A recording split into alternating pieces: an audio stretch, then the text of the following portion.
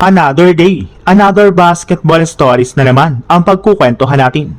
At ngayon nga ay pag-uusapan natin ang balitang papayamanin nga po ng sobra ni Lebron ang Philadelphia 76ers at ang balitang bagong malaking trade na magagawa pa ng Golden State Warriors sa kanilang lineup.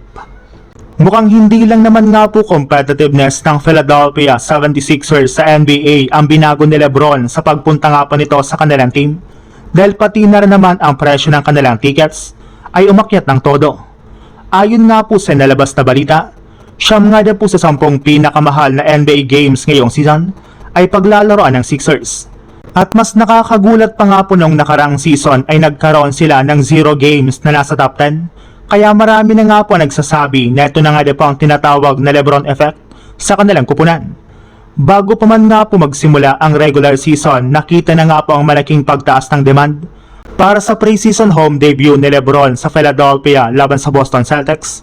Ang pinakamurang available ticket ay naiulat na nasa $165 kumpara sa $68 average purchase ng Sixers sa home games noong 2025-2026 season. Ibig sabihin, humigit kumulang 142% na nga po agad ang itinaas dito. Sa ngayon nga po ang 76ers ang may pinakamataas na demand ngayon sa buong NBA. At kapag mas mataas nga po ang demand, hindi lang ticket seller ang nakikinabang, kundi mas maraming fans ang pumupunta sa arena. Mas maraming merchandise ang maaaring mabenta, mas malaki ang potential revenue mula sa food, drinks, parking at sa iba pa. At higit sa lahat, tumataas na rin naman nga po exposure ng Philadelphia 76ers at ng NBA. Kaya dahil nga po dyan, malinaw na nga po na mas papayamanin pang lalo ni Lebron ang Philadelphia 76ers sa darating na season. Sa ibang balita naman, may isang malaking pangalan na naman nga po ang maaaring maging target ng Golden State Warriors sa darating na 2027 offseason. At ito nga po ay walang iba kundi ang all-star forward ng Utah Jazz na si Lauri Markkanen. Kung sakaling magkaroon nga po ng mas malaking financial flexibility ang Warriors pagsapit ng 2027, maaari nga po nilang pag-aralan ang posibilidad na gumawa ng malaking galaw para makuha si Markkanen. Malaking tulong rin naman nga po si Markkanen sa isang Warriors team na naghahanap ng mas batang scoring option at isang malaking forward na kayang maglaro sa loob at labas ng 3-point line.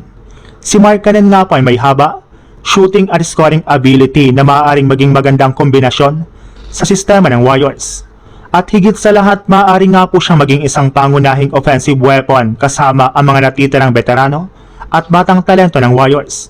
Pero hindi magiging madali ang ganitong trade. Sa kasalukuyan, nakakontrata pa nga po si Markkanen sa Utah hanggang 2028-2029 season at ang kanyang salary ay umaabot sa halos $50 million sa 2027-2028 season.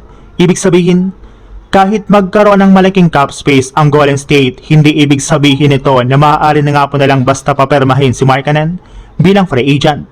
Mas posibleng kailangan nilang makipagnegosasyon sa Utah Jazz para sa isang signifikanting trade package na maaaring magsama ng mga players, batang assets, at future draft picks. At dito na nga po magiging interesante ang sitwasyon. Kung sakaling magdesisyon ng Warriors na mag-retool ng kanilang roster habang papalapit ang pagtatapos ng malalaking kontrata ng ilang veterano, maaari nga po nilang gamitin ang kanilang financial flexibility para gumawa dito ng isang blockbuster move.